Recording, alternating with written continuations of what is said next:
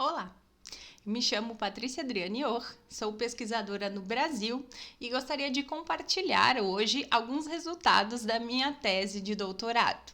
Gostaria de manifestar inicialmente imensa felicidade de participar da 5ª Jornada Virtual Internacional em Pesquisa Científica, realizada pelo Centro Português de Apoio à Pesquisa Científica e à Cultura, Conjugare, e o meu trabalho ele se encaixa no ET14, Emprego, Desemprego e Precarização do Trabalho.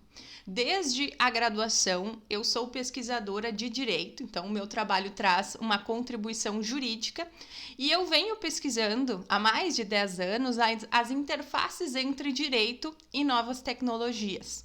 Então, o trabalho que eu vou compartilhar hoje, ele diz respeito à substituição dos seres humanos pela utilização da inteligência artificial no contexto da 4ª Revolução Industrial, que é a época em que vivemos hoje, né? É a temporalidade em que vivemos hoje. Em primeiro lugar, a inteligência artificial, ela faz parte das ferramentas, né, faz parte de todo o contexto que envolve a 4ª Revolução Industrial, que foi definida por Klaus Schwab. E essa 4ª Revolução Industrial, então, ela é caracterizada muito pela utilização dessas tecnologias chamadas de disruptivas.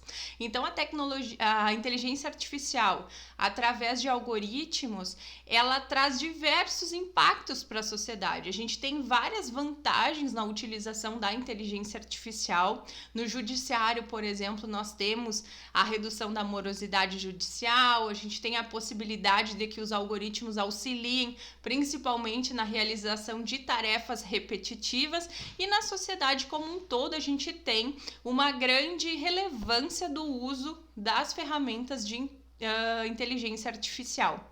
Inclusive no contexto da pandemia da Covid-19, esse uso da inteligência artificial ele foi bastante intensificado. Então a gente teve, por exemplo, a própria telemedicina, então a gente teve diversas questões que envolveram a utilização aí da inteligência artificial. Porém, né, a inteligência artificial ela traz alguns riscos para a sociedade. Existem algumas incertezas que envolvem esse universo dos robôs, né, das máquinas pensantes, e a gente tem como uma das consequências a substituição do trabalho humano. A gente sabe que não vão ser todas as profissões, não vão ser todas as atividades humanas que serão substituídas pela inteligência artificial, mas muitas delas serão substituídas de fato. Então a gente tem como uma das consequências que podem ser apontadas em decorrência da utilização da inteligência artificial a própria descartabilidade humana. Então a gente tem algumas profissões, por exemplo, que sofrem consequências maiores, digamos assim, do que outras. E isso possibilita diversas discussões, diversos enfrentamentos. Nós temos alguns dados relacionados a isso. Existe uma pesquisa da UNB, que é a Universidade de Brasília, uma universidade importante aqui no Brasil, e nessa pesquisa diz que até 2026, 54% dos empregos formais serão substituídos por robôs. Além disso, existe uma pesquisa da Global Link de 2017 que fala que até 2030, 800 milhões de trabalhadores podem perder os seus trabalhos para a automação. E aí a gente tem essa questão da demissão de muitos trabalhadores e também da dificuldade que outros trabalhadores têm para de fato conseguir empregos, né, conseguir um trabalho, né, conseguir um sustento através das suas atividades laborativas. Então, a própria estratégia brasileira que envolve a inteligência artificial, que é uma estratégia recente, que é de 2021, nela consta que por volta de 12% aí dos postos de trabalho serão substituídos pela inteligência artificial.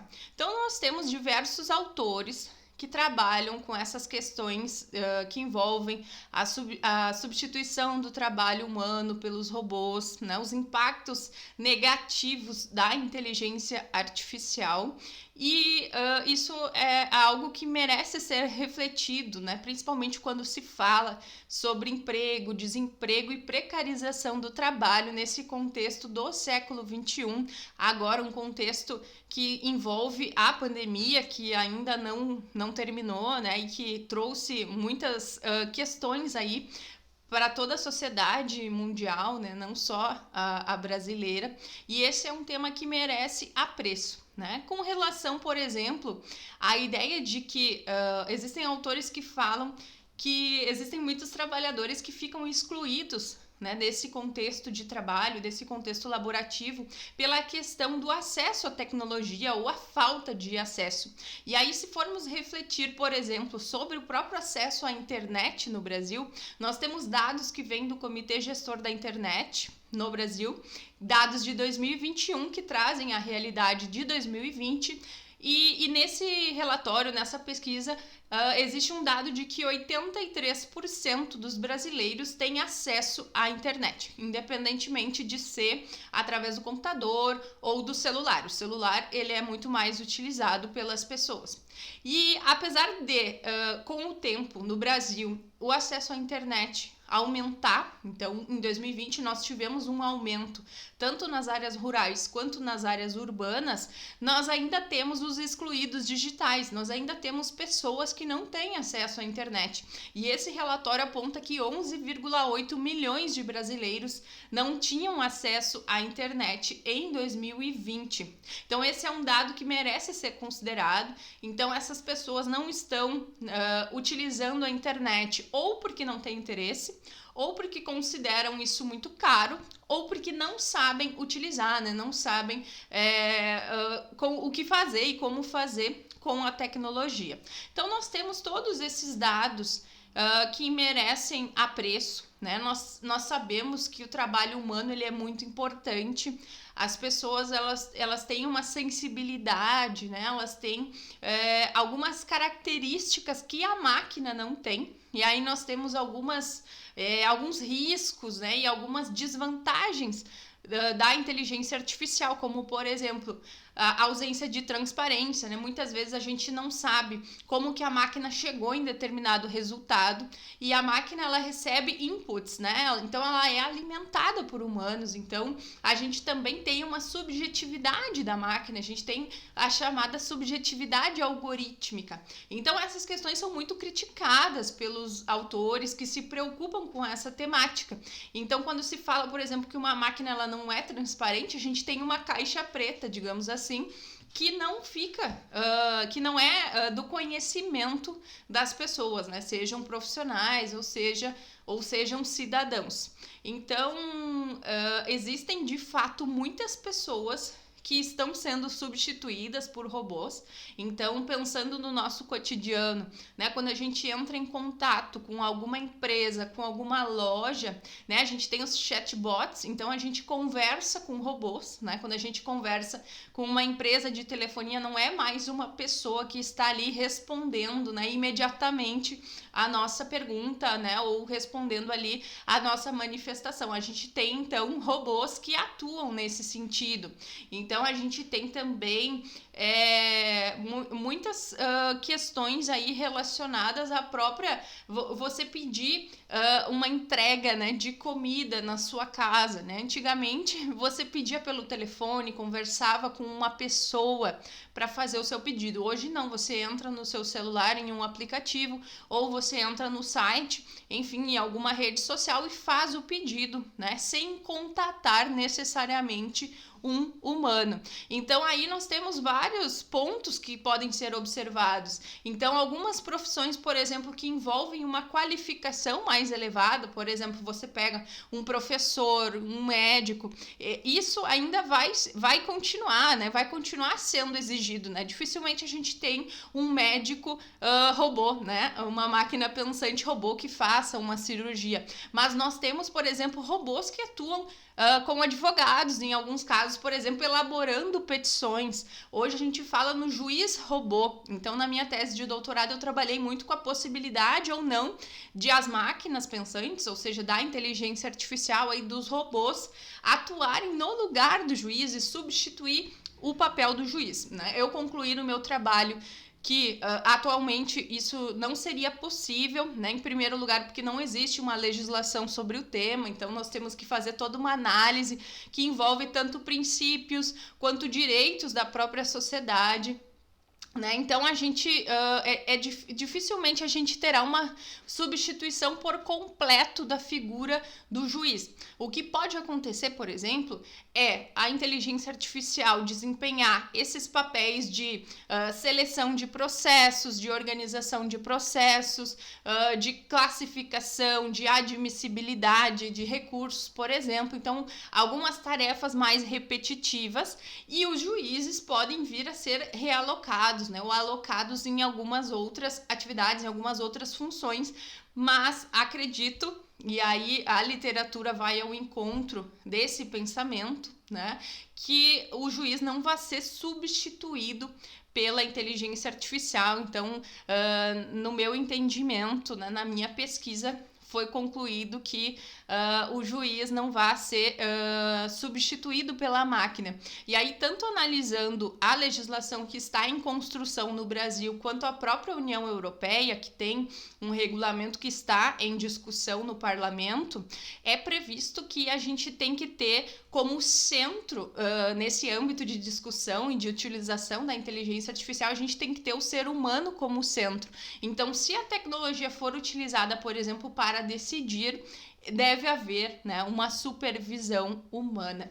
Então a gente tem, apesar de todas essas questões de substituição da mão de obra humana por robôs e por algoritmos, isso acontece muito, né, principalmente em algumas funções que não são tão que não envolvem uma qualificação tão grande dos profissionais.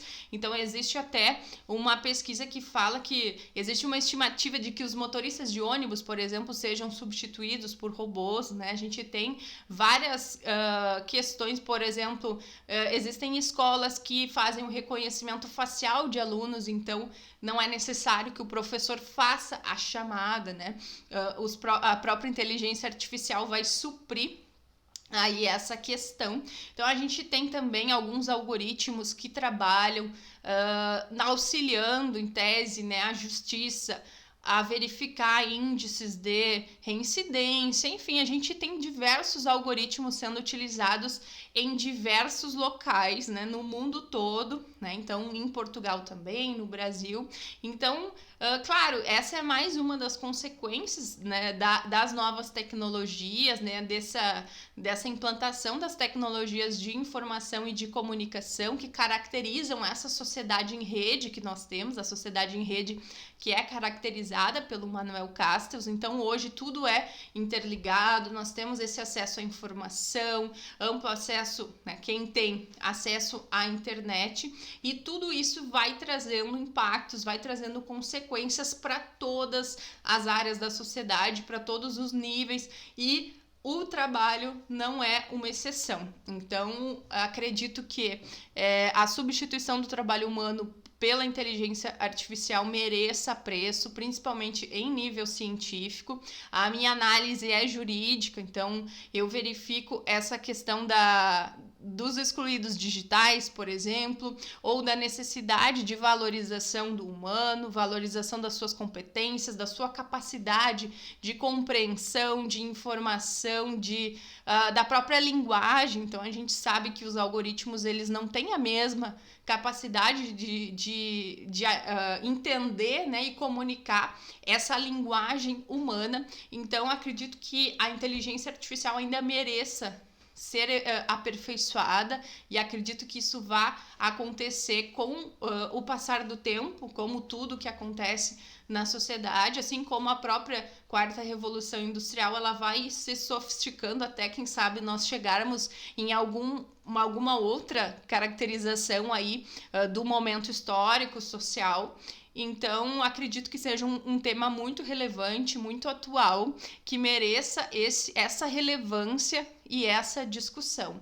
Então, eu acredito que a inteligência artificial seja importante, seja relevante, né, que ela traga diversas características positivas para a humanidade, né? A gente sabe que o robô é mais rápido que o humano, mas o robô também erra, né? E quando a gente pensa, por exemplo, num médico, né? Eu prefiro um médico que tente me dar o melhor diagnóstico possível, tente fazer a melhor cirurgia possível, e aí podendo errar, né? A gente sabe que o trabalho do médico pode ser nota 10, ou pode, se ele cometer um erro, pode ser nota 2, do que ter um robô que sempre seja nota 5, ou que sempre seja nota 6. Então, essas são alguns pontos que merecem discussão e são os que eu acredito que sejam mais relevantes para ser exposto aqui neste evento, e eu espero que essa contribuição seja relevante para essa discussão que não, como eu disse, não é só brasileira, é uma discussão que ecoa por todo o mundo nesse ano, principalmente de 2022, em que a gente está tentando superar a pandemia e que a gente tem cada vez mais a utilização da inteligência artificial e, de fato, muitas pessoas estão perdendo o seu trabalho e estão sendo substituídas pelos robôs, pelas máquinas pensantes. Muito obrigada!